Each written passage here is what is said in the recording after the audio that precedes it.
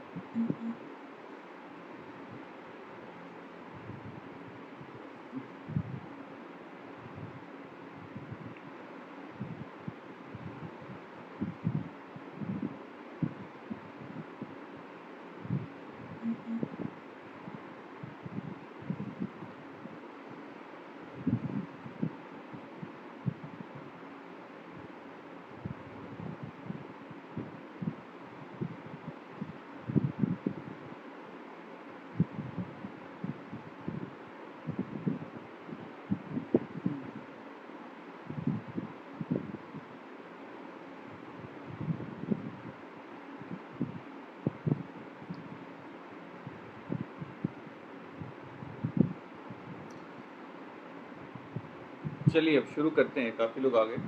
तो सबसे पहले हम डिस्कस करेंगे एफआरबीएम एक्ट हमने पढ़ा था, उसमें एक एस्केप क्लॉज को यूज़ करने की बात चल रही है, जिसमें चेयरमैन जो है हमारे 15 फाइनेंस कमीशन के एन के सिंह, उन्होंने भी बात कही है कि स्टेट जो है वो अपना एस्केप क्लॉज यूज़ करके अपना फिजिकल डेफिसिट का टारगेट ब्रीच कर सकते हैं। तो ये क्या है, इसके बारे में आज हम स्टडी करेंगे। तो पहली बात तो हर स्टेट को अपना फिजिकल डेफिसिट का target 3% of gross state GDP, जो उनका डोमेस्टिक प्रोडक्शन होता है, GSDP, gross state domestic product, उस तक ही लिमिटेड करके रखना पड़ता है, 3% तक का।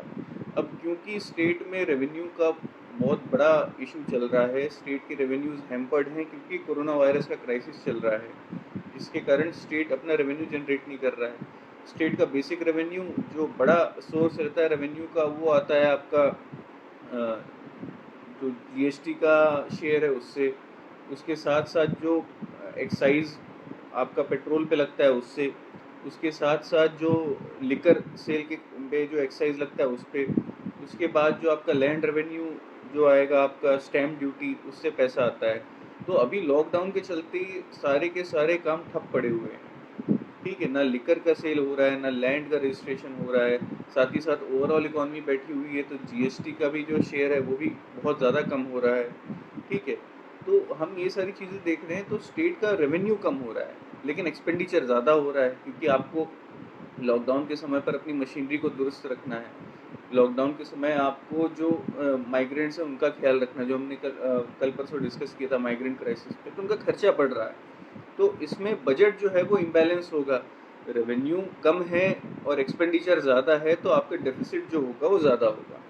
तो एफआरबीएम एक्ट बोलता है कि आपको ग्रॉस स्टेट डोमेस्टिक प्रोडक्ट है उसका 3% से ज़्यादा आप डेफिसिट नहीं रख सकते, ठीक है।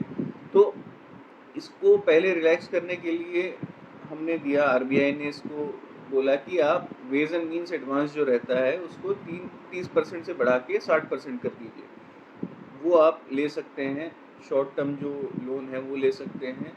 और उसका जो आपका रीपेमेंट का जो पीरियड रहता है वो 14 से उसको बढ़ा के, जो ग्रेस पीरियड रहता है उसको 14 से बढ़ा के 21 दिन कर दिया है। मतलब 3 महीने का तो पीरियड होता है, उसके बाद 14 दिन का पीरियड और ग्रेस पीरियड मिलता था, उसको 21 दिन का कर दिया। तो ये पहला किया। उसके बाद भी स्टेट बोल रहे थे कि हमको एफआरबीएम एक्ट में रिलैक्सेशन चाहिए। तो एफआरबीएम एक्ट में अगर आपको बड़ा रिलैक्सेशन चाहिए, जैसे आपको 5% करना है, 6% करना है, 7% करना है, तो उसके लिए तो आपको सेंटर से परमिशन लेना पड़ेगा। और कॉन्स्टिट्यूशन में जो प्रोविज़न है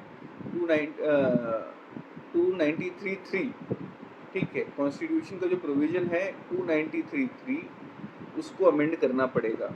ठीक है, तो amendment to the state FRBM law पहला करेंगे, स्टेट गवर्नमेंट को अपने FRBM लॉ में करना पड़ेगा और सेंटर से परमिशन लेनी पड़ेगी फ्रॉम अंडर द आर्टिकल 293(3). तो amendment in the state FRBM law and permission from centre under article 293(3) of the constitution, ये दो चीजें करनी पड़ेगी। ठीक है, अमेंडमेंट कहाँ लगेगा? स्टेट FRBM लॉ में, और परमिशन कहाँ से लगेगी? 293(3) ऑफ कॉन्स्टिट्यूशन से सेंटर में। तो ये प्रोसेस बड़ा लंबा है। तो जब ये चीज़ें आप कर रहे होंगे, उसी के समय पर एक क्लॉज है जो आपकी हेल्प कर सकता है फौरी तौर पर। ये काम करने में टाइम लगेगा, आपको स्टेट का FRBM लॉ को अमेंड करना है, फिर सेंटर से परमिशन ले रहा है 293(3) के बेसिस पे, उसमें टाइम लगेगा। लेकिन फौरी तौर पे अगर रिलैक्सेशन चाहिए तो FRBM एक्ट है वो एक क्लॉज देता है जिसको बोलते हैं एस्केप क्लॉज। अब ये क्या होता है एस्केप क्लॉज? एस्केप क्लॉज बोलता है कि अगर एक्स्ट्रॉर्डनरी सर्कमस्टेंसेस हैं आपके, एक्स्ट्रॉर्डनरी सर्कमस्टेंसेस जैसे कि 3 इन्होंने इन्यूमरेट किया है, पहले इन्यूमरेटेड नहीं था लेकिन 2018 में जब FRBM एक्ट को अमेंड किया गया तो 3 स्पेसिफिक प्रोविजन डाल दिए। तो एक तरह का 2017 में जो रिव्यू किया गया और 2018 में एक्ट को अमेंड किया गया, 2018 ही है, तो 2018 में 3 स्पेशल कंडीशन डाले गए जिसमें स्टेट जो है वो एस्केप कर सकती है FRBM एक्ट से और 0.5% आपका एडिशनल डेफिसिट क्रिएट कर सकती है। मतलब 3% of gross state domestic product से वो 3.5% of gross state domestic product में जा सकती है। अब ये 3 प्रोविजन क्या है वो आप बताएंगे, क्योंकि ये आपका होमवर्क था तो मेरे ख्याल से आपने पढ़ा होगा। ठीक है, अब ये बताइए आप लोग कि ये 3 कंडीशन क्या हैं जिसमें FRBM एक्ट में जो 3% का क्लॉज था उसको 3.5% तक आप कर सकते हैं। मतलब 0.5% आप ज़्यादा डेफिसिट क्रिएट कर सकते हैं जिससे स्टेट को फौरी तौर पर लाभ मिल जाएगा।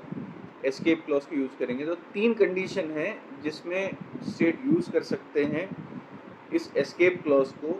तो तीनों क्लॉज आप बताएंगे मुझे। ठीक है, बताइए।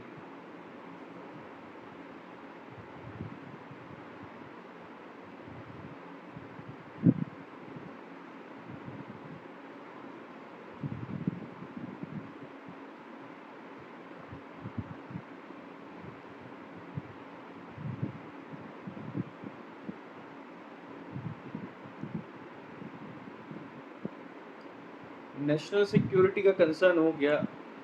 नेशनल सिक्योरिटी आप नहीं बोलेंगे, आप कोई भी ऐसा एक्ट, नेशनल सिक्योरिटी एक्ट और ये दोनों एक ही क्लॉज में आएंगे आपके। नेशनल कंसर्न वाली चीज़ें आप बोलेंगे तो बेहतर होगा।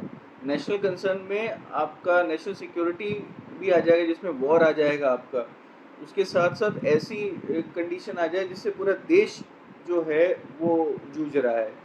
जैसे आपका पूरा का पूरा अगर नेचुरल डिजास्टर आ गया, ठीक है, पूरा का पूरा आपका एग्रीकल्चर कैलामिटी हो गया जो कि नेशनल प्रपोर्शन पे है, मतलब पूरे देश भर में है, तो हो जाएगा ये। ठीक है, तो पहला आ जाएगा आपका इश्यूज ऑफ नेशनल सिक्योरिटी जिसमें एक्ट ऑफ वॉर है। उसके बाद आ जाएगा आपका नेचुरल कैलामिटी है जो पैन इंडिया आ रहा है। तीसरा आ जाएगा आपका एग्रीकल्चर सेक्टर पूरे तरीके से तबाह हो गया है उस साल का, तो ये आपका पहला क्लॉज होगा। उसके बाद क्या क्लॉज है बताइए।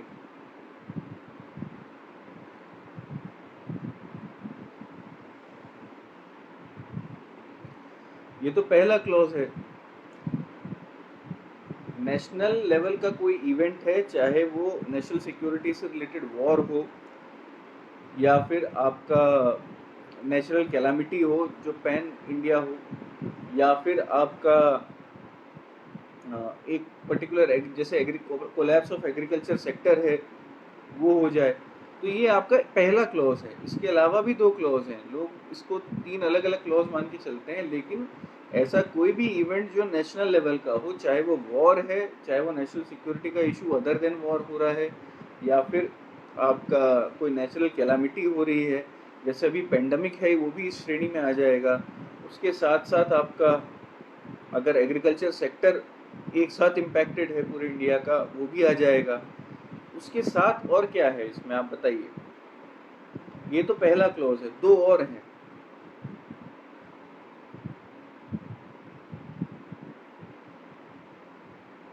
ये आ गया साकेत का आंसर, स्ट्रक्चरल रिफॉर्म ऐसा किए हैं, और रजत का थर्ड क्लॉज आ गया है, बहुत बढ़िया। तो आपने सेकंड क्लॉज को हम लेते हैं कि आपने ऐसे स्ट्रक्चरल रिफॉर्म किए हैं इकोनॉमी में जिसकी वजह से आपका जो फाइनेंशियल इम्प्लीकेशन है वो आपका एंटिसिपेट आप नहीं कर सकते, मतलब अनएंटिसिपेटेड फाइनेंशियल इम्प्लीकेशंस आपको हो रहे हैं। तो ऐसे आपने फाइनेंशियल डिसीजन लिए हैं, जैसे आपने 91 में एलपीजी का रिफॉर्म किया था, ठीक है, बहुत बड़े लेवल पर सारे अलग अलग डिपार्टमेंट्स को साथ में लेते हुए आपने बहुत बड़े लेवल पर रिफॉर्म किया था, जिससे सेंटर और स्टेट दोनों इम्पैक्टेड हो रहे थे। तो वैसे ही तरीके का अगर आप रिफॉर्म लेते हैं, बहुत बड़ा इकोनॉमिक रिफॉर्म लेते हैं, जिससे कितना प्रभाव आएगा आपके रेवेन्यू पे, वो आप अगर नहीं जज कर सकते हैं, उसको एंटिसिपेट नहीं कर सकते हैं, तो उसको बोला जाएगा आपका क्लॉज नंबर 2। तीसरा क्लॉज क्या है जो रजत ने बताया है कि टोटल आउटपुट है, टोटल रियल आउटपुट है। रियल आपका जो आउटपुट है ग्रोथ का, जो अगर वो 3% से ज़्यादा डिक्लाइन करता है, किस फिगर से, आप पिछले 4 क्वार्टर के फिगर का एवरेज लेंगे, पिछले 4 क्वार्टर के रियल आउटपुट ग्रोथ का एवरेज लेंगे। रियल मतलब क्या हो गया, हमने पढ़ा था real GDP versus nominal GDP. Real GDP मतलब जो इन्फ्लेशन एडजस्टेड जीडीपी है। तो रियल जीडीपी का 4 क्वार्टर का आप एवरेज निकालेंगे ग्रोथ का। उस 4 क्वार्टर के एवरेज ग्रोथ से अगर 3% से ज़्यादा ड्रॉप किया है आपका, अगर आउटपुट है, रियल जीडीपी आउटपुट ग्रोथ है, अगर वो 3% से ज़्यादा ड्रॉप किया है, तो वो क्लॉज नंबर 3 होगा। मतलब ये तीनों एक्सेप्शनल सर्कमस्टेंसेज हैं। पहला सर्कमस्टेंसेज है जो नेशनल लेवल पर या तो सिक्योरिटी कंसर्न है, या फिर कोई नेशनल कैलामिटी आ गई है जो पैन इंडिया लेवल पे है, या आपका एग्रीकल्चर सेटअप पूरे देश का उस साल अफेक्टेड है। दूसरा है आपका कि आपने कोई ऐसे स्ट्रक्चरल रिफॉर्म किए हैं जिसके इम्प्लीकेशन जो हैं, जो इकोनॉमिक इम्प्लीकेशन है, जो फाइनेंशियल इम्प्लीकेशन है, वो अनएंटिसिपेटेड है, जिसको आप एंटिसिपेट नहीं कर सकते हैं। तीसरा आपका पॉइंट है पिछले 4 क्वार्टर के रियल आउटपुट ग्रोथ का एवरेज, उसको फिगर को लेते हुए चलिए, और उस फिगर में 3% से ज़्यादा का अगर डाउनफॉल आ जाए, तो उस कंडीशन को भी एक्सेप्शनल सर्कमस्टेंसेस मानेंगे। ये 3 कंडीशन है जिसमें आपका FRBM एक्ट का एस्केप क्लॉज यूज़ किया जा सकता है। तो कोरोना वायरस में पहले नंबर का एस्केप क्लॉज यूज़ करेंगे। एक तरह से नेचुरल कैलामिटी है हमारे देश में, विश्व में पैंडमिक फैला हुआ है और ये पूरे देश को इसने इम्पैक्ट किया है। तो क्लॉज नंबर 1 आप यूज़ करते हुए आप 0.5% अपने ग्रॉस स्टेट डोमेस्टिक प्रोडक्ट का आप एक्स्ट्रा डेफिसिट क्रिएट कर सकते हैं। तो ये एस्केप क्लॉज हो गया, ठीक है। तो इसमें कोई डाउट है एस्केप क्लॉज में तो आप पूछ सकते हैं, कुछ चीज़ को रिपीट करना है तो पूछ सकते हैं, कोई फंडा समझ में नहीं आया तो पूछ सकते हैं।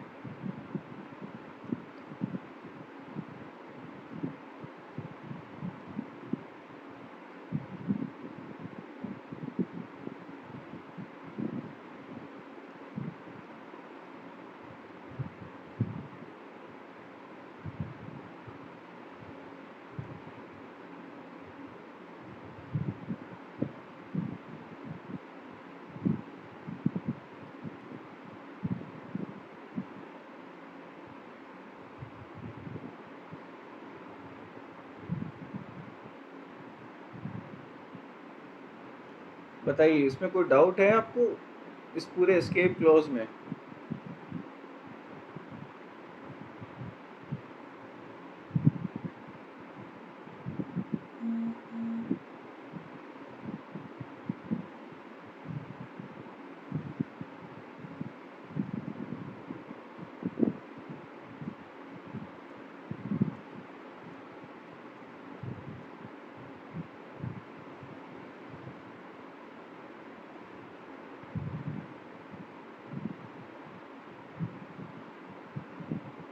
किसी को कोई डाउट है? क्लॉज नंबर 3 रिपीट करने के लिए बोल रहे हैं, ठीक है। क्लॉज नंबर 3 क्या था? आपका रियल आउटपुट जो ग्रोथ है, रियल आउटपुट ग्रोथ क्या होता है? आपने इन्फ्लेशन को एडजस्ट करते हुए ग्रोथ रेट निकाला है। हमने पढ़ा था ना, रियल जीडीपी होता है, एक नॉमिनल जीडीपी होता है। नॉमिनल जीडीपी मतलब जो बेस प्राइस पे डिपेंडेंट है, जैसे 11-12 का जो ईयर है उस पर आप बेस कर रहे हैं। रियल जीडीपी मतलब है इन्फ्लेशन से एडजस्टेड है, मतलब इन्फ्लेशन का प्रभाव आप निकाल रहे हैं जीडीपी के ग्रोथ रेट से, तो उसको रियल जीडीपी बोलते हैं। तो आपका जो रियल आउटपुट ग्रोथ था उसके 4 क्वार्टर का आप वैल्यू निकालेंगे। जैसे पहले क्वार्टर में जो आपका रियल ग्रोथ था, आउटपुट ग्रोथ था 4% का, दूसरे क्वार्टर में 3% का, तीसरे क्वार्टर में फिर 5% का, चौथे क्वार्टर में 2% का। तो 4 3 2 5, 4 3 7 2 9 और 5 14। तो इसका एवरेज निकालेंगे, डिवाइड बाय 4 करेंगे तो कितना आएगा? 3.5। ठीक है, तो 3.5% का आपका रियल आउटपुट ग्रोथ आपने कैलकुलेट किया है चार क्वार्टर का। अब उस 4 क्वार्टर के एवरेज ग्रोथ जो आपके पास 3.5% आया है, अगर नेक्स्ट क्वार्टर में वो 3% या उससे ज़्यादा गिर जाता है, आपका जो रियल आउटपुट ग्रोथ है वो गिर के 0.5% या उससे कम हो जाए, तो आप उसको एक्सेप्शनल सर्कमस्टेंस मानेंगे और चाहेंगे कि आप ग्रोथ को स्टिमुलेट करने के लिए अपना फिस्कल डेफिसिट का टारगेट जो कि एफआरबीएम एक्ट के तहत दिया गया है उसको तोड़ के 0.5% एक्स्ट्रा लोन ले सकते हैं। तो ये है क्लॉज नंबर 3। ये क्लॉज नंबर 3 में कोई डाउट है तो बताइए, नहीं तो मैं फिर से तीनों क्लॉज को रिपीट करने वाला हूँ ऑलरेडी, लेकिन 3 को मैं स्पेशली अलग से रिपीट करना चाहूँगा अगर इसमें भी कोई डाउट बचा है तो। ठीक है, आप देखिए, आप सोचिए, कोई डाउट है तो उसको पूछ सकते हैं।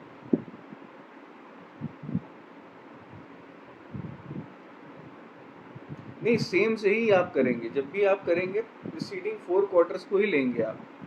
सेम ईयर तो आप ले नहीं सकते ना, 4 क्वार्टर का 1 साल होगा, तो प्रीसीडिंग क्वार्टर्स को लेंगे आप। Preceding quarter, preceding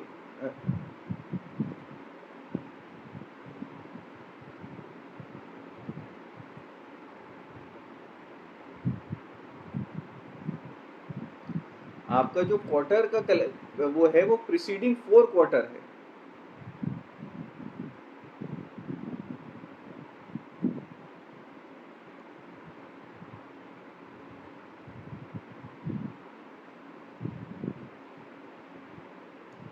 same year में हो नहीं सकता है वो, क्योंकि वो 4 ही क्वार्टर होंगे ना साल में, तो प्रीसीडिंग 4 क्वार्टर या प्रीवियस 4 क्वार्टर को आप लेंगे।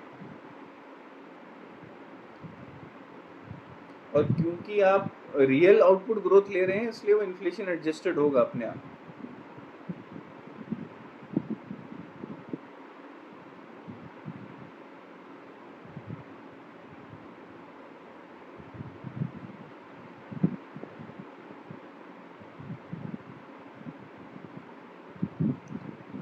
देखिए, जीडीपी का कंपैरिजन हमेशा आपका सेम क्वार्टर, जैसे quarter 1 versus quarter 1 of previous year versus quarter 1 of previous year ऐसे देखते हैं। तो जीडीपी में ये तो हमेशा बेसिक फंडा रहेगा।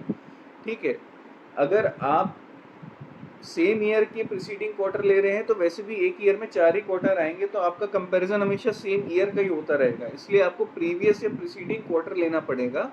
लेकिन क्वार्टर हमेशा सेम होना चाहिए। बेसिक फंडा हमने जीडीपी के समय भी देखा था कि अगर आपका अप्रैल मई जून वाला क्वार्टर है तो पिछले जो 4 क्वार्टर ले रहे हैं वो भी आपके 4 क्वार्टर प्रीसीडिंग सेम अप्रैल मई जून वाले ही आएंगे।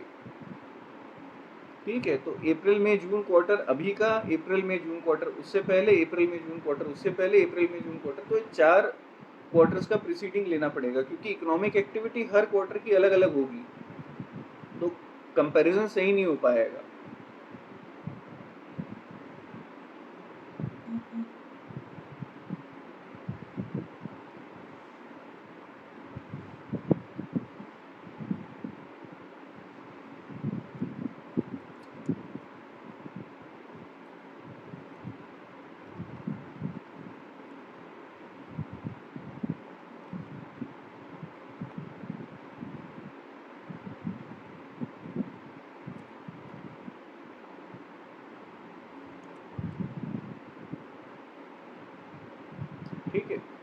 तो अब आप बताइए कि क्लॉज 3 में कोई डाउट है तो हम क्लॉज 3 को दोबारा देखेंगे, नहीं तो मैं तीनों क्लॉजेज एक बार रिपीट करना चाहता हूँ क्योंकि इम्पोर्टेंट है।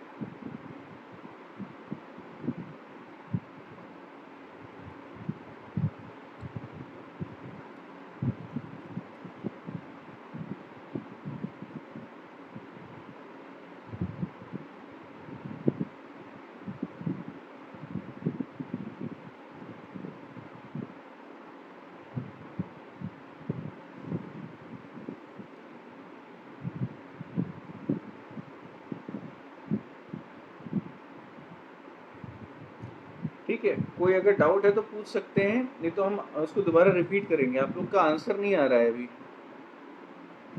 ठीक है, चलिए मैं फिर भी रिपीट कर रहा हूँ।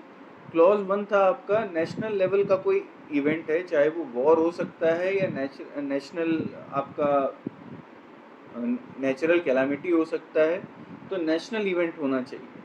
दूसरा आपका हो गया कि आपके यहाँ पे ऐसे रिफॉर्म आए हैं, ऐसे इकोनॉमिक स्ट्रक्चरल रिफॉर्म आए हैं जिसके कारण जो उसका फिजिकल इम्पैक्ट है वो अनएंटिसिपेटेड है, मतलब आप एंटिसिपेट कर ही नहीं सकते हैं उसको। तो इसके कारण भी आपको एक FRBM से एस्केप क्लॉज यूज करने का पावर मिल जाता है। उसके बाद जो थर्ड था वो था कि प्रीवियस 4 क्वार्टर का रियल आउटपुट ग्रोथ, रियल मतलब हमेशा इन्फ्लेशन एडजस्टेड करके आउटपुट ग्रोथ आपको कैलकुलेट करना है, उसका एवरेज निकालना है, और उसके बाद उस एवरेज में अगर 3% से ज़्यादा की गिरावट आ गई है क्वार्टर में, ठीक है, तो रियल आउटपुट ग्रोथ में अगर 3% या उससे ज़्यादा की गिरावट आ गई है तो भी ऐसा आपका सिचुएशन क्रिएट हो जाएगा जिससे आप एस्केप क्लॉज को यूज कर सकते हैं।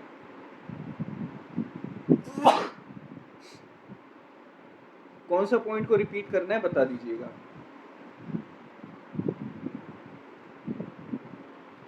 चलिए मैं तीसरे क्लॉज को रिपीट कर रहा हूँ क्योंकि पहला लड़ाई हो गया है या कोई एग्रीकल्चर सेक्टर बर्बाद हो गया हो तो समझ में आ रहा है। दूसरा वाला ऐसा कोई रिफॉर्म हो गया है जिससे क्या रेवेन्यू इम्पैक्ट आएगा हमको समझ में नहीं आ रहा, तो वो भी समझ में आ जाएगा मेरे ख्याल से। तीसरा क्लॉज को मैं रिपीट कर रहा हूँ। RBM क्या है, आप FRBM एक्ट की बात कर रहे हैं Shivam. FRBM act, physical responsibility and budgetary management act, ये हमने 3 या शायद 4 क्लास पहले कवर किया है।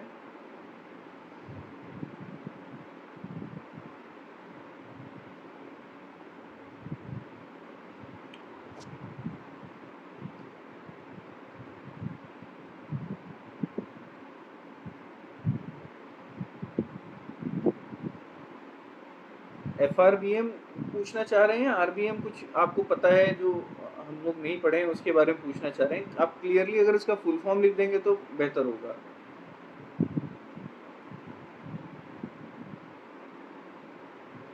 चलिए अब क्लॉज 3 को मैं रिपीट कर रहा हूँ। अब अप्रैल मई जून का क्वार्टर चल रहा है स्टेट का, कोरोना वायरस से डायरेक्टली इम्पैक्टेड है, और अभी हमको दिखता है कि हमारे स्टेट का रियल आउटपुट ग्रोथ जो है वो 0.25% है। हमने रियल आउटपुट ग्रोथ को निकाला, इन्फ्लेशन से एडजस्टेड हमारा जो ग्रोथ आउटपुट था अप्रैल मई जून क्वार्टर का वो 0.25% आया। अगर हम देखेंगे कि ये क्या है, क्या स्थिति है, और हम पिछले 4 क्वार्टर्स के एवरेज को निकालेंगे, तो इससे पहले का क्वार्टर में एवरेज था 5%, उससे पहले के क्वार्टर में एवरेज था 2%, उससे पहले के क्वार्टर में एवरेज था 3%, उससे पहले के क्वार्टर की एवरेज था 4%। तो 4 + 3 7, 7 + 2 9, 9 + 5 14, तो 14 डिवाइड बाय 4 आपका एवरेज ग्रोथ आ रहा है 3.5% का। तो एवरेज रियल आउटपुट ग्रोथ आपका 3.5% का आया है पिछले 4 क्वार्टर का। इस क्वार्टर में स्टेट का एवरेज ग्रोथ है कोरोना वायरस के कारण नीचे गिरते हुए 0.25% का। तो आप देख रहे हैं कि 3.5% के एवरेज ग्रोथ से आप नीचे आ चुके हैं 0.25 के एवरेज ग्रोथ रेट पे, रियल एवरेज ग्रोथ रेट पे, जो कि 3% से ज़्यादा का लॉस है आपके रियल आउटपुट ग्रोथ में। तो इससे आपका एस्केप क्लॉज ट्रिगर करने का आपको एक ऑप्शन मिल जाता है। आप देख रहे हैं कि पिछले 4 क्वार्टर के रियल आउटपुट ग्रोथ का जो एवरेज था उसके उसमें 3% से भी ज़्यादा की गिरावट आई है। जब 3% से ज़्यादा की गिरावट आई है तो FRBM का क्लॉज आपको अलाउ करता है 0.5% एक्स्ट्रा फिजिकल डेफिसिट बेयर करने के लिए। ये अगर समझ में नहीं आया तो हम और एग्जांपल लेके इसको समझा देंगे, ठीक है। आपको बस ये देखना है कि आपका जो रियल आउटपुट ग्रोथ है वो 3% या उससे ज़्यादा का गिर गया है, किस लेवल से? वो पिछले 4 साल के रियल आउटपुट ग्रोथ के एवरेज से, ठीक है।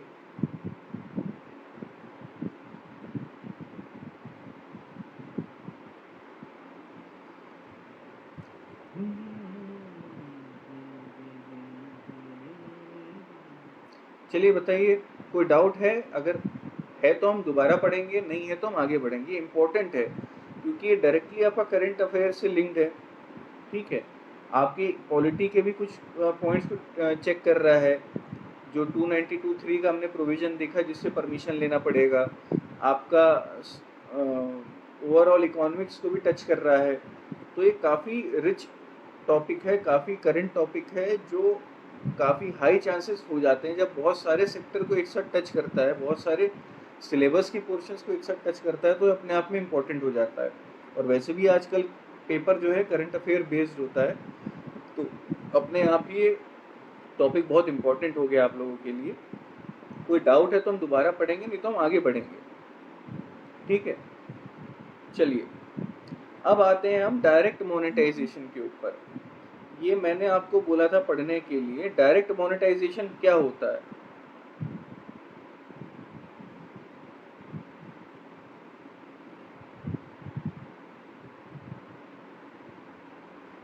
बताइए, डायरेक्ट मोनेटाइजेशन क्या, किस बला का नाम?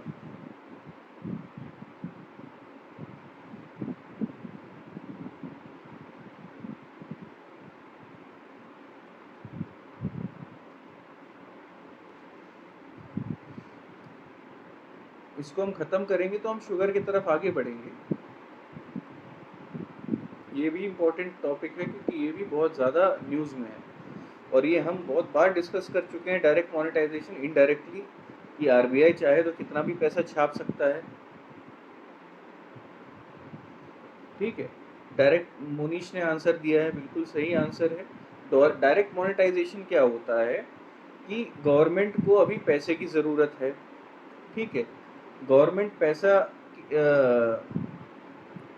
अपना अभी क्या हो रहा है कि बहुत ज़्यादा खर्चा करना है गवर्नमेंट को, सर्वाइवल के लिए भी खर्चा करना है, और जो उसका रेवेन्यू कम हो रहा है उसके कारण उसकी आमदनी कम हो रही है, तो जो उसका यूजुअल खर्चा होता था उसके लिए भी उसको एक्स्ट्रा पैसे की ज़रूरत पड़ रही है।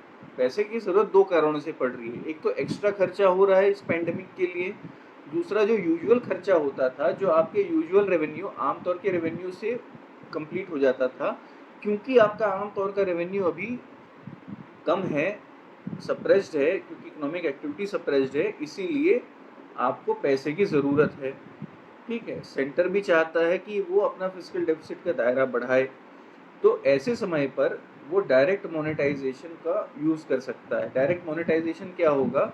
गवर्नमेंट RBI को बोलेगा कि आप फ्रेश करेंसी छापो और वो मुझे दो, उसके बदले में मैं आपको फ्रेश गवर्नमेंट के बॉन्ड दूंगा। तो RBI क्या करेगा? नए नोट छापेगा और उसके एवज में गवर्नमेंट से बॉन्ड लेगा उसी करेंसी के वैल्यू का।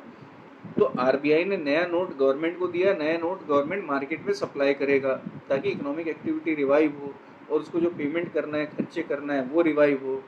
चाहे वो डायरेक्ट बेनिफिट ट्रांसफ़र की स्कीम के लिए है वो रिवाइव हो, चाहे PM किसान योजना की स्कीम है कोई, उसके लिए चाहिए वो रिवाइव हो, ठीक है। तो ये सारी चीज़ों को बेयर करने के लिए गवर्नमेंट को पैसे की ज़रूरत है। पैसे की ज़रूरत के लिए वो नए बॉन्ड इशू करेगा, नए बॉन्ड इशू करके RBI को देगा, RBI फिर फ्रेश करेंसी इशू करेगा और गवर्नमेंट को देगा।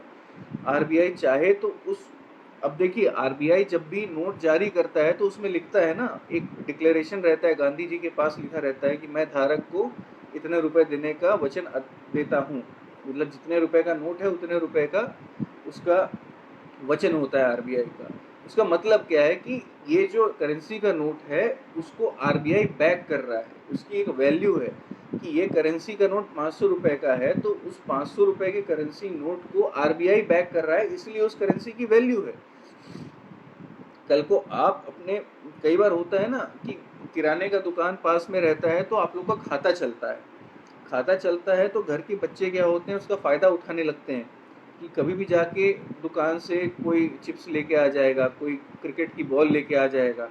तो ऐसे समय पर क्या होता है कि जो मालिक है दुकान का और आपके घर के जो बड़े लोग होते हैं उनके बीच में मीटिंग होती है। वो बोलते हैं कि यार आपके घर से लोग आते हैं, आपके बच्चे आते हैं और कभी भी टॉफ़ी उठा के ले जा रही हैं, उठा के ले जा रहे हैं, तो घर वाले परेशान हैं कि हमारे किराने का बिल बढ़ते जा रहा है। तो उस समय पर क्या हम लोग करते हैं, मीटिंग के बाद डिसाइड करते हैं कि जब हम कागज़ में लिख के देंगे तभी बच्चा खाते से कोई सामान ले सकता है, ठीक है।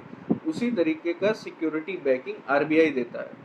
आरबीआई जब नोट छापता है तो बोलता है कि मैं धारक को, धारक मतलब जिस जो होल्ड कर रहा है नोट को, उसको इतने रुपए देने का वचन अदा करता हूँ, ठीक है। तो वो बैक्ड है। अब जैसे बच्चा जाएगा बिना घर वालों के नोट के, ठीक है, बिना घर वालों के नोट के जाएगा तो उसको प्रॉब्लम होगी, क्योंकि उसके पास बैकिंग नहीं है उसके घर के आरबीआई की, ठीक है। तो ये हम देख रहे हैं आपका करेंसी का कंसेप्ट या डायरेक्ट मोनेटाइजेशन का कंसेप्ट। देखिए आरबीआई जो है नोट छाप रहा होता है हर साल, वो एक डिमांड, इकोनॉमिक डिमांड के हिसाब से एक पिक्चर क्रिएट करता है कि इकोनॉमिक एक्टिविटी कितनी एक्सपेक्टेड है और उतने वो नोट छापता है, ठीक है। कितने, क्योंकि आपके यहाँ पे जो डायरेक्ट मोनेटाइजेशन है वो तो डिमांड ऑफ गवर्नमेंट के बिना नहीं हो सकता है, लेकिन रुपए छापने का काम बिना गवर्नमेंट डिमांड के हो सकता है, वो आरबीआई का काम है। लेकिन डायरेक्ट मोनेटाइजेशन कंसेप्ट ही है जिसमें आरबीआई नए नोट छाप रहा है फ्रेश गवर्नमेंट बॉन्ड की बैकिंग के। तो ये without the demand of government में डायरेक्ट मोनेटाइजेशन नहीं हो सकता है, लेकिन printing of currency without government demand हो सकता है। वो हर साल होता है जब आरबीआई करेंसी डिमांड को देखता है, इकोनॉमिक पैटर्न को देखता है, साथ ही साथ कई नोटों को वो जो खराब नोट होते हैं उनको सर्कुलेशन से हटाता है, तो उसके एवज में नए नोट आते हैं, तो ये काम कर सकता है। तो ये डायरेक्ट मोनेटाइजेशन है। डायरेक्ट मोनेटाइजेशन को बंद कर दिया गया था 1997 में, आखिरी बार यूज़ किया गया है, उसके बाद यूज़ नहीं किया गया है, ठीक है। तो ये क्यों नहीं किया जाता है, अब मैं एक्सपेक्ट कर रहा हूँ कि आप आंसर देंगे, ये क्यों नहीं किया जाता। डायरेक्ट मोनेटाइजेशन एक अच्छी स्कीम है जिससे गवर्नमेंट को फ्रेश करेंसी मिल जाएगी जब चाहे ज़रूरत है, तो क्यों नहीं किया जाता है डायरेक्ट मोनेटाइजेशन को, इसका आंसर दीजिए।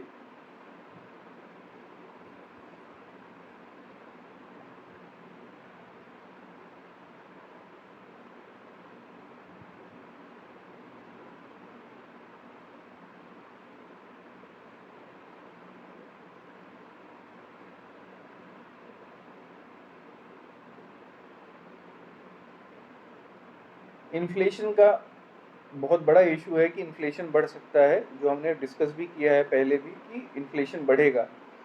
गवर्नमेंट कंट्रोल नहीं कर पाती है।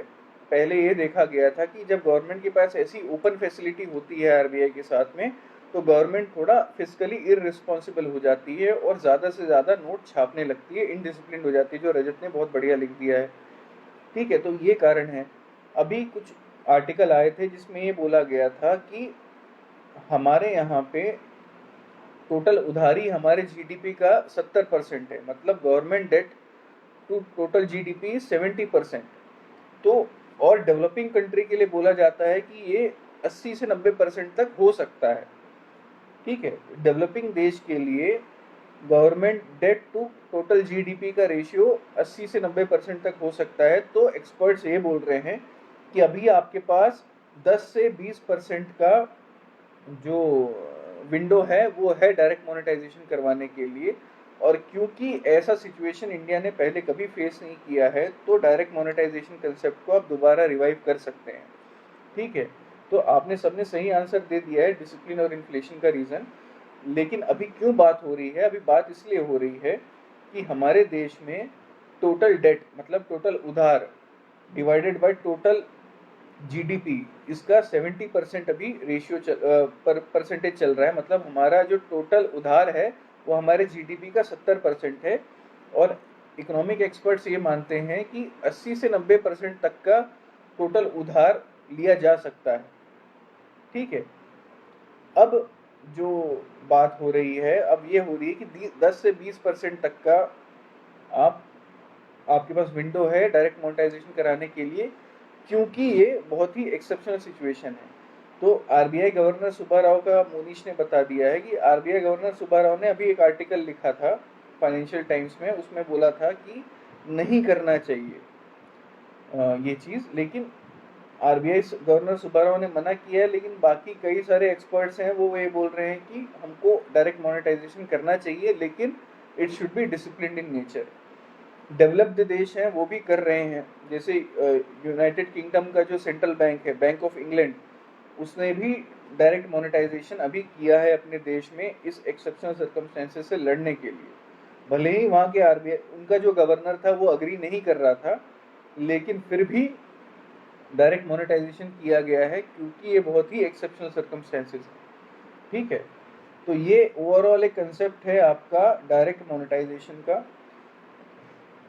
हमने देखा है कि हमारा टोटल डेट, जो हमारा टोटल उधार है, वो जीडीपी का 70% है अभी, और एक्सपर्ट ये मानते हैं कि 80 से 90% तक का डेट एक डेवलपिंग कंट्री बेयर कर सकती है। इसलिए हमारे पास विंडो है 10 से 20% तक का।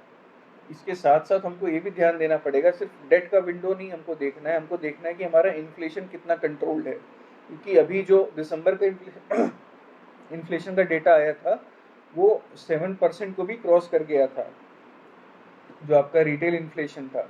आपका कोर इन्फ्लेशन अभी भी काबू में है। तो ये जो चीज़ें थी वो हमने देखी डायरेक्ट मोनेटाइजेशन से रिलेटेड। अब जो सर ने कल एक बात बोली थी डिस्कस करने के लिए, उसको डिस्कस करते हैं कि आरबीआई के करेंसी छापने का क्या मॉडल होता है। आज हम इसी को डिस्कस कर रहे हैं, और जितना हम शुगर कर सकेंगे डिस्कस उतना करेंगे, बाकी हम कल भी कर सकते हैं। तो आरबीआई जो करेंसी छापने के लिए पॉलिसी यूज करता है उसको क्या बोलते हैं, पहले तो ये बता दीजिएगा। हाँ, यहाँ पे भी GDP at market price he use होगा।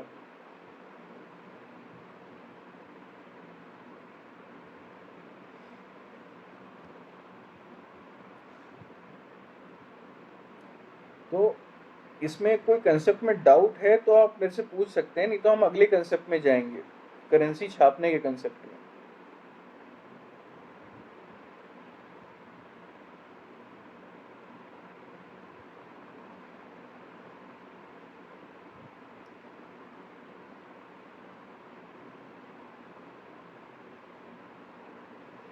अब आप बताइए, अगर इस पूरे कंसेप्ट में डाउट है, डायरेक्ट मोनेटाइजेशन में डाउट है, तो आप मेरे से पूछ सकते हैं। अगर आपको किसी भी कंसेप्ट में जो हमने पहले डिस्कस किया था उसमें डाउट है तो वो भी हम पूछ सकते हैं एफआरबीएम एक्ट के एस्केप क्लॉज में। ये दो इम्पोर्टेंट टॉपिक हैं, बहुत ज़्यादा न्यूज़ में है, इसको फॉलो अप करते रहिए। सारे अखबार आजकल ऑनलाइन आ रहे हैं, तो वो आपको पता रहना चाहिए कि क्या क्या डेवलपमेंट हो रहा है। ठीक है, मिनिमम रिजर्व सिस्टम, साकेत का आंसर आ गया है कि आरबीआई का करेंसी छापने का जो तरीका होता है। देखिए, अब वीरेंद्र का डाउट आया है, अच्छा डाउट है, कि डायरेक्ट मोनेटाइजेशन और ओपन मार्केट ऑपरेशन में क्या फ़र्क है। तो नाम से समझ में आता है, डायरेक्ट मोनेटाइजेशन है trade between RBI and central government. Central government RBI को बॉन्ड दे रहा है, ये बोल रहा है कि हम, आप हमको फ्रेश करेंसी दो और ये बॉन्ड रखो, हम आपको पैसा वापस कर देंगे। आरबीआई अगर इसी बॉन्ड को मार्केट में फ्लोट करती है, मार्केट में बेचती है, और वहां से पैसा लाके गवर्नमेंट को देती है, तो उसको ओपन मार्केट ऑपरेशन बोलेंगे। आरबीआई दो तरीके से गवर्नमेंट को पैसा दे सकती है बॉन्ड, गवर्नमेंट के बॉन्ड के अगेंस्ट में। पहला तो होता है डायरेक्ट मोनेटाइजेशन, मतलब RBI directly refresh currency print करे और गवर्नमेंट को पैसा दे दे, या फिर वो गवर्नमेंट के बिहाफ में ओपन मार्केट ऑपरेशन करे, मतलब आरबीआई उस बॉन्ड को लेकर जाएगी आपके मार्केट में, और मार्केट में जाके उस बॉन्ड की को ऑप्शन करेगी, और जो पैसा आएगा वो गवर्नमेंट को लाके देगी। तो ये होगा ओपन मार्केट, मतलब ओपन मार्केट में जाके ऑपरेट कर रही है गवर्नमेंट बॉन्ड को, तो ओपन मार्केट ऑपरेशन होगा। डायरेक्ट मोनेटाइजेशन में फ्रेश करेंसी छाप के ही वो गवर्नमेंट को दे रही है, तो ये है डायरेक्ट मोनेटाइजेशन। और दूसरा, अगर मार्केट में जा रही है तो वो हो जाएगा आपका ओपन मार्केट ऑपरेशन।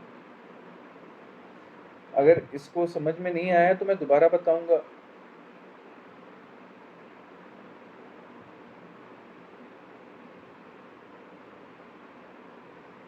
डाउट अगर सॉल्व हुआ है open market operation versus direct monetization का तो अच्छी बात है, नहीं तो हम इसको दोबारा समझेंगे। टीएलटीआरओ डिफरेंट चीज है। टीएलटीआरओ एक टारगेटेड मतलब एक स्पेसिफिक काम करने के लिए उसको निकाला गया है, और रेपो रेट पर आपको लोन दिया जा रहा है। वो लोन देने का ऑपरेशन है टू मार्केट। टीएलटीआरओ दूसरी चीज है। टीएलटीआरओ में आरबीआई गवर्नमेंट बॉन्ड को ले रही है और रेपो रेट पे लोन दे रही है बैंक्स को, with a targeted mandate of giving 50,000 crore to MSME sector के, sorry NBFCs, with 50% specifically to जो एनबीएफसीज आपके एमएसएम को सपोर्ट करते हैं। तो टीएलटीआरओ डिफरेंट ऑपरेशन है। ये भी एक तरह का ओपन मार्केट ऑपरेशन होगा, लेकिन ये इससे रिलेटेड नहीं है। ये आपका टारगेटेड लोन देने का ऑपरेशन है to the banks, not to the government. ये उल्टा जा रहे हैं अपन, ठीक है। तो कोई डाउट है अगर दोबारा समझाना है तो हम जाएंगे, नहीं तो हम आगे बढ़ेंगे।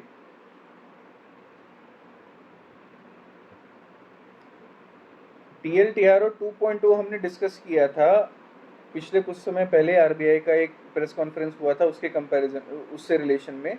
तो उसमें ये बोला गया था कि आपको 50,000 करोड़ हम बैंक्स को देंगे विद अ राइडर, मतलब 50,000 करोड़ आपको रेपो रेट पे मिलेगा विद अ राइडर की आपको वो पैसा एनबीएफसीज को लिक्विडिटी प्रोवाइड करने में यूज करना है, with a clause that 50% will be use for MSM वाली एनबीएफसीज के। ठीक है, तो वीरेन का भी जवाब आ गया है कि बिल्कुल सही है। तो अब हम आगे बढ़ते हैं। अब आते हैं हम आरबीआई करेंसी कैसे छापती है। तो कल सर ने बोला था ये पॉइंट डिस्कस करने के लिए, तो आज हम डिस्कस कर रहे हैं। और साकेत का आंसर भी आया था कि minimum reserve system, minimum reserve policy use करती है, जो सन 1956 से आरबीआई की पॉलिसी रही है, टू प्रिंट करेंसी नोट। ठीक है, तो प्रिंट करेंसी नोट के लिए मिनिमम रिजर्व पॉलिसी होती है। अब ये कंसेप्ट क्या है, अगर कोई जानता है तो बताइए, नहीं तो हम लोग डिस्कस करेंगे ही करेंगे। नाम में ही इसका आंसर छिपा हुआ है। मिनिमम रिजर्व पॉलिसी मतलब आपको एक मिनिमम रिजर्व बना के रखना पड़ेगा। वो रिजर्व किसका होगा वो आप बताइए, कितने अमाउंट का होगा और किस चीज से बना होगा वो रिजर्व, वो आप बताइए।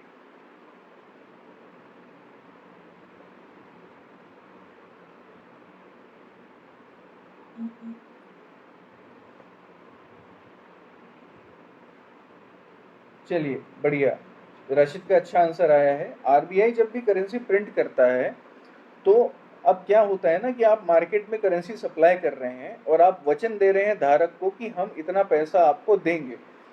जब मार्केट में आप ऐसा वचन देते फिर रहे हैं और आपके पास खुद पैसा नहीं है, तो ये वचन का वैल्यू क्या रहेगा।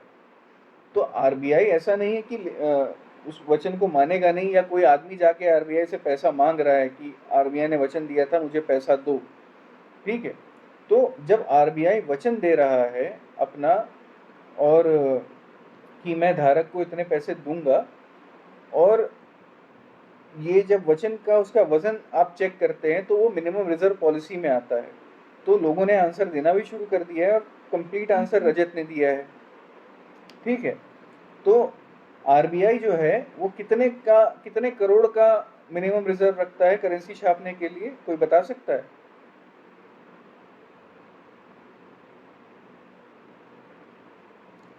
आरबीआई जो है कितने करोड़ का रिजर्व रखता है करेंसी छापने के लिए।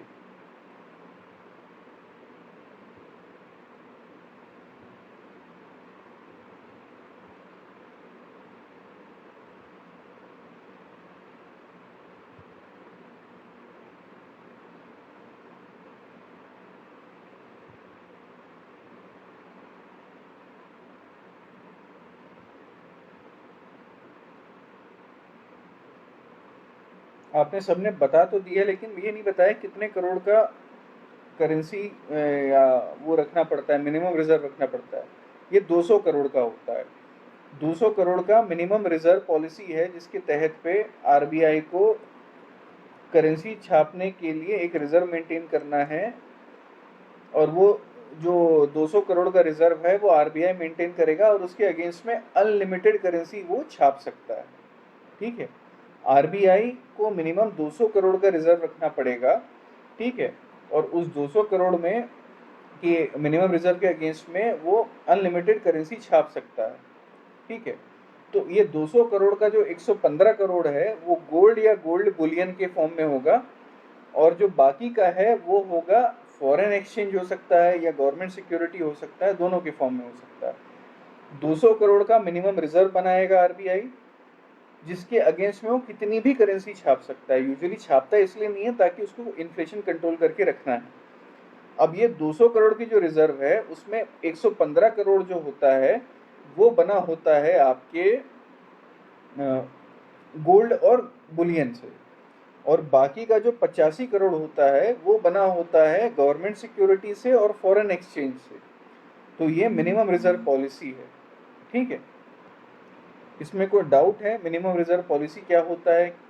आरबीआई पैसा छाप सकता है कितना भी, एक तरह से टोकन अमाउंट है, मतलब 200 करोड़ अपना एक टोकन अमाउंट आरबीआई ने बना के रखा है कि मैं इतना रिजर्व रखूंगा, उसके एवज में मैं पैसे छापूंगा। ठीक है, तो ये आपका मिनिमम रिजर्व पॉलिसी है कि 200 करोड़ के मिनिमम रिजर्व में, जिसमें 115 करोड़ होता है आपका गोल्ड और बुलियन का, और बाकी 85 करोड़ जो होता है वो होता है आपका फॉरेन करेंसी में या गवर्नमेंट सिक्योरिटी में, तो वो सारे के सारे रुपए छाप सकता है। अब आप बताइए कि आरबीआई क्या सारे नोट छापता है या कुछ नोट कोई और भी छापता है?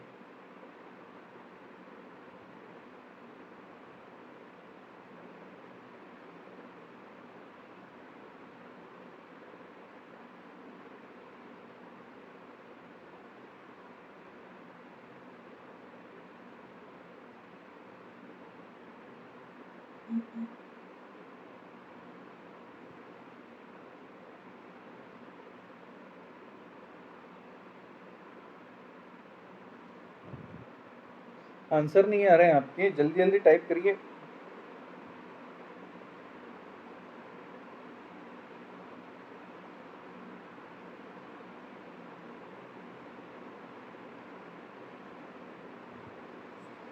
₹1 सृजन का आंसर बिल्कुल सही है। 1 रुपए का जो नोट है वो आपका वित्त मंत्रालय इशू करता है।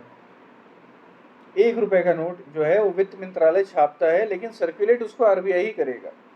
ठीक है, 1 रुपए का नोट जो है वो गवर्नमेंट मिनिस्ट्री ऑफ फाइनेंस जो है वो इशू करता है, वो छापता है, लेकिन उसको सर्कुलेट करने का काम जो है वो आरबीआई ही करेगा।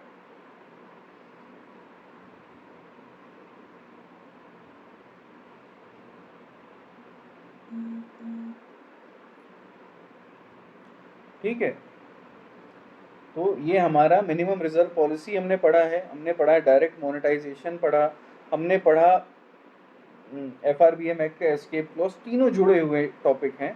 तीनों आपके टॉपिक जो हैं वो इंटरलिंक्ड हैं और करंट अफेयर में बहुत इंपॉर्टेंट है। तो कोई भी डाउट है आपको, अगर दोबारा समझना है किसी कंसेप्ट को, तीसरी बार समझना है तो हम समझ सकते हैं। तो ये बहुत इंपॉर्टेंट टॉपिक्स हैं जिसको हमको देखना है। अब चौथा जो टॉपिक आज का था वो शुगर था, तो शुगर तो पूरा कंप्लीट हो नहीं पाएगा, लेकिन हम 3 दिन से एक चीज़ डिस्कस कर रहे हैं जो शुगर से रिलेटेड है, उसको आज हम देखते हैं।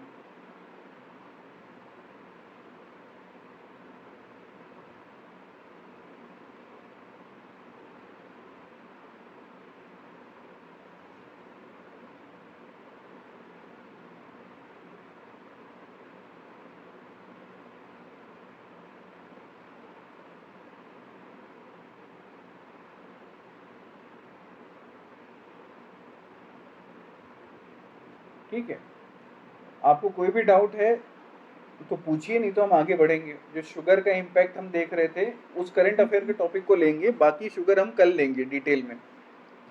ठीक है, आज काफ़ी इंपॉर्टेंट करंट अफेयर के टॉपिक थे और लगभग 3 टॉपिक हमने कवर किए हैं, तो एक चौथा करंट अफेयर का ही टॉपिक जो शुगर से रिलेटेड है उसको पढ़ते हैं, उसके बाद हम क्लास को ख़त्म करेंगे और कल डिटेल में शुगर केन पॉलिसी और शुगर को लेंगे।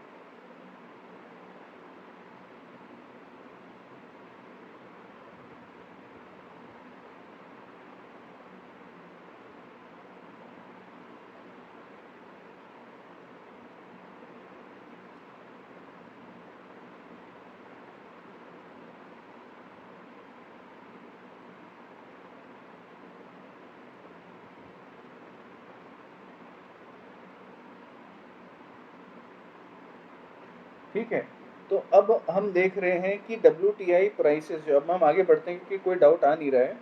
तो WTI प्राइस जो है बहुत ज़्यादा गिर गया था मार्केट में। जो फ्यूचर कॉन्ट्रैक्ट था WTI क्रूड का, वो जो मई का था वो -$37 चले गया था। मतलब इसका मतलब ये है कि जो आपके कॉन्ट्रैक्ट आपने साइन किए थे मई में कि हम क्रूड खरीदेंगे, वो क्रूड खरीदने वाला रेडी नहीं है। वो क्यों रेडी नहीं है? क्योंकि कोई डिमांड ही नहीं कर रहा है ऑयल का। सारे काम ठप पड़े पड़े हैं लॉकडाउन के चक्कर में। और अब माइनस में क्यों जा रहा है? ठीक है, आप खरीदार रेडी नहीं है तो बेचने वाला किसी और को बेच सकता है, अपने पास रख सकता है, लेकिन वो भी पॉसिबिलिटी नहीं है क्योंकि जो प्रोड्यूसर है उसके पास भी स्टोरेज की फैसिलिटी नहीं है। तो दोनों तरफ से प्रॉब्लम हो रही है। जो बेचने वाला है उसके पास स्टोरेज फैसिलिटी नहीं है, जो खरीदने वाला था मई में उसके पास भी स्टोरेज फैसिलिटी नहीं है क्योंकि डिमांड जो थी वो ख़त्म हो गई है या बहुत कम हो गई है, और जो एग्जिस्टिंग उसके पास स्टॉक था वही वो यूज़ नहीं कर पा रहा है, तो एक्स्ट्रा क्यों खरीदेगा? ठीक है, तो ये आपका सिचुएशन आ गया है ग्लोबल लेवल पे। अब इसमें आपका शुगर पे क्या इम्पैक्ट पड़ रहा है और इंडिया कैसे इससे इम्पैक्ट करेगा वो हमको देखना है।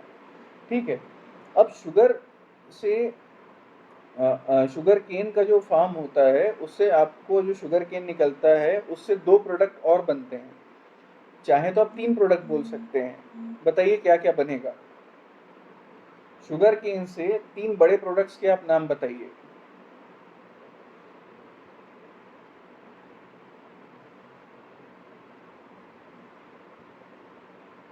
3 प्रोडक्ट जो शुगर केन से निकल सकते हैं वो बताइए मुझे। आलोक का आंसर निकिता नहीं दे दिया है। फाइनेंस मिनिस्ट्री से फाइनेंस सेक्रेटरी के हस्ताक्षर होते हैं। बहुत बढ़िया।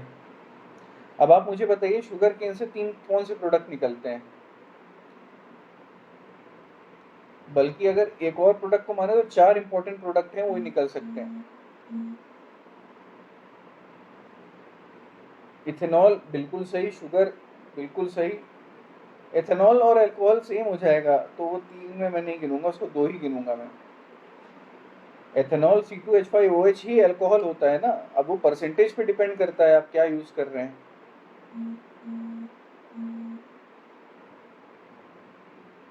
शुगर हो गया, एथेनॉल हो गया, उसके साथ एक और चीज है जो यूज होती है, क्या है वो?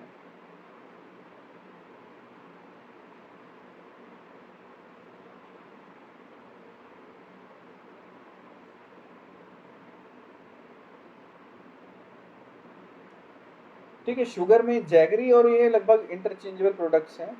इंपॉर्टेंट मैं आपको बता रहा हूँ, वैरायटी मैं आपको बता रहा हूँ। वैरायटी है, पहला शुगर, दूसरा आपका एथेनॉल हो गया, तीसरा हो गया आपका पेपर। जो आपका जो मोलासिस निकलता है, शुगर मोलासिस से पेपर भी बनता है।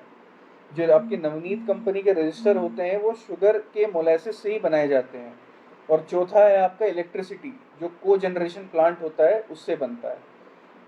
आप अगर उसी मोलासिस को यूज़ करेंगे को जनरेटर में तो उससे इलेक्ट्रिसिटी भी जनरेट होती है। तो 3 तो आपके टेंजिबल प्रोडक्ट हो गए जिसको आप छू सकते हैं। पहला हो गया शुगर, दूसरा हो गया आपका एथेनॉल, तीसरा हो गया आपका पेपर, ठीक है, चौथा हो गया आपका इलेक्ट्रिसिटी। तो ये आ गया आपका बेगेसी या मोलासिस जो है आपका बहुत इंपॉर्टेंट बाई प्रोडक्ट है, बहुत इंपॉर्टेंट रॉ मटेरियल है पेपर इंडस्ट्री के लिए। तो आजकल बहुत सी सारे पेपर इंडस्ट्री शुगर के आसपास निकलते हैं, शुगर केन के आसपास निकलते हैं।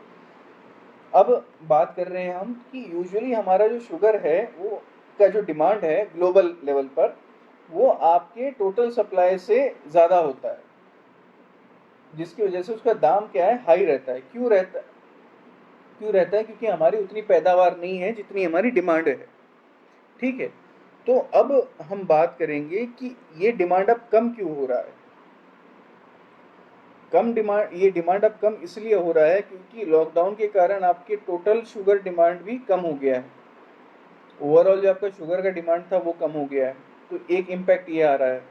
लेकिन इसके साथ साथ एक और डेवलपमेंट हुआ है, क्योंकि आपके पेट्रोल का डिमांड कम हो गया है, तो जो इथेनॉल ब्लेंडेड प्रोडक्ट होते हैं, पेट्रोल होता है इथेनॉल ब्लेंडेड प्रोडक्ट, मतलब आप पेट्रोल में 5%, आप इंडिया में उस 5% को बढ़ा के 10% आप एथेनॉल भी ऐड करोगे, ठीक है। तो 5% से 10% आप एथेनॉल मिक्स करते हो, तो जो शुगर इंडस्ट्री एथेनॉल प्रोड्यूस करती थी पेट्रोल में मिलाने के लिए, उसकी भी डिमांड कम हो गई है। क्योंकि पेट्रोल की डिमांड कम हो रही है, तो शुगर इंडस्ट्री के जो इथेनॉल बनता था, 99% इथेनॉल बनता था, उसकी भी डिमांड कम हो गई है। अब इसके कारण क्या हो रहा है, जो भारत देश है वो वर्ल्ड का सेकंड नंबर का शुगर का मैन्युफैक्चरर है, शुगर केन का उत्पादन करता है। पहले नंबर पर कौन है बताइए।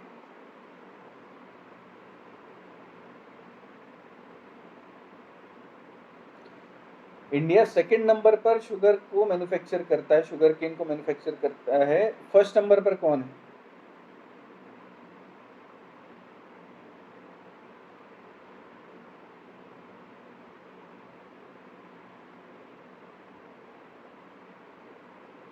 ब्राजील, बहुत बढ़िया। तो ब्राजील पहले नंबर का है, और ब्राजील जो है उसका 65% जो है वो पेट्रोल में डलने वाले इथेनॉल के मैन्युफैक्चरिंग में अपने शुगर केन का यूज करता है। मतलब जितना शुगर केन उसके यहाँ पे है, उसका 65% जो है वो इस एथेनॉल को बनाने में, जिसको ब्लेंड किया जाता है पेट्रोल से, उसका यूज करता है। और बाकी 35% करीब जो है वो शुगर बनाने में यूज करता है। अब क्योंकि शुगर केन से निकलने वाले इथेनॉल की डिमांड कम हो गई है, तो अब वो पूरा जो है वो शुगर पे अपना फोकस कर रहा है कि आप एडिबल शुगर पे वो प्रोडक्शन करेगा। इसके कारण ग्लोबल सप्लाई शुगर की बढ़ रही है। तो ग्लोबल सप्लाई शुगर की बढ़ेगी तो प्रॉब्लम होगा हमारे यहाँ के जो एक्सपोर्टर हैं उनको, इंडिया को डायरेक्टली इम्पैक्ट पड़ेगा, क्योंकि ग्लोबल प्राइस जो है शुगर की, क्योंकि इंडिया भी करीब 3 से 4 मिलियन टन जो है वो शुगर एक्सपोर्ट करता है, उनको इम्पैक्ट पड़ेगा। अब एक और डेवलपमेंट हो गया है इसके साथ साथ। अब आपको लग रहा था कि ग्लोबल प्राइस जो है वो कम होगी तो इंडिया को नुकसान होगा, लेकिन आपके पास में साउथ एशिया में एक देश है इंडोनेशिया, जो बहुत हाई शुगर इंपोर्ट करता है। उसके यहाँ शुगर बनता नहीं है, तो शुगर को इंपोर्ट करता है, ठीक है। उसने एक डेवलपमेंट किया है कि उसने इंडिया के शुगर के लिए इंपोर्ट ड्यूटी को 1/3 कर दिया है, 15% से 5% कर दिया है। जब इंडिया को लग रहा था कि ब्राज़ील क्योंकि अब शुगर मैन्युफैक्चरिंग में आ रहा है, जो 35% सिर्फ जो शुगर मैन्युफैक्चर करता था वो पूरा शुगर मैन्युफैक्चर कर रहा है, उसके कारण ग्लोबल प्राइस कम होगी, हमको नुकसान होगा। लेकिन इंडोनेशिया ने इसी टाइम पे अपना इंपोर्ट ड्यूटी, जो इंडियन शुगर के लिए इंपोर्ट ड्यूटी है, उसको 15% से घटाकर 5% कर दिया है। उसका कारण क्या है।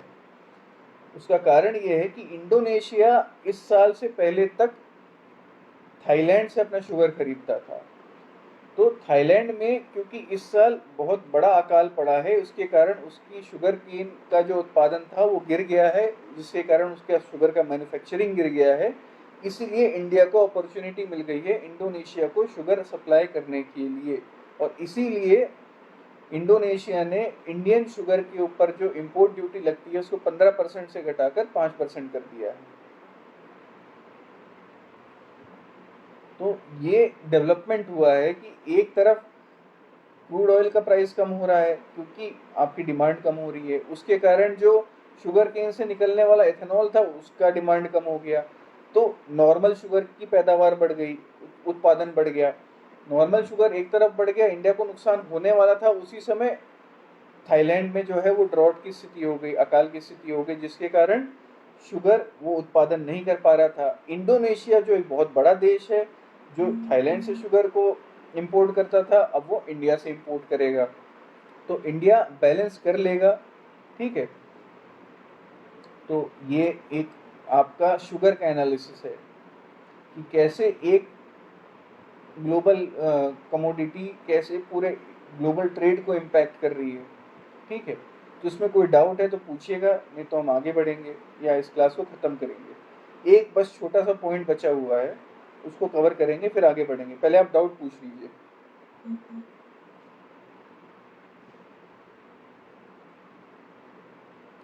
हाँ, मैं यही बात करने वाला था।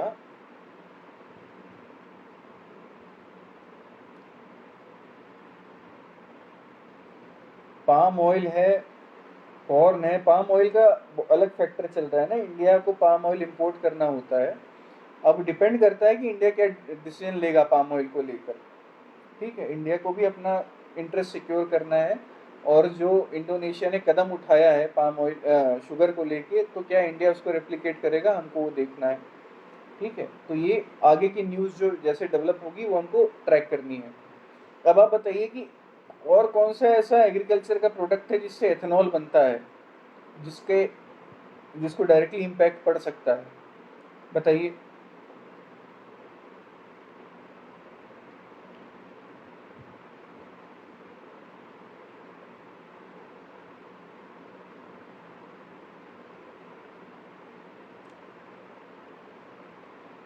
कॉर्न, कॉर्न है जिससे शुगर बनता है, तो कॉर्न का भी, हाँ, अर्पिता का आंसर आ गया। मक्का, बहुत सारे के और बहुत सारे ए के साथ उसका आंसर आया है।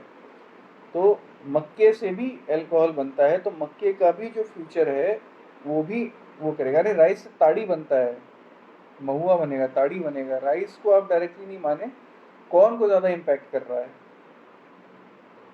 राइस के साथ प्रॉब्लम क्या होता है, अगर ज़्यादा फर्मेंट हो जाता है तो क्या होता है उसको, बताइए। राइस को यूजुअली आप एथेनॉल बनाने में यूज़ नहीं करते हैं, क्योंकि अगर राइस ज़्यादा फर्मेंट होता है तो क्या बन जाता है वो।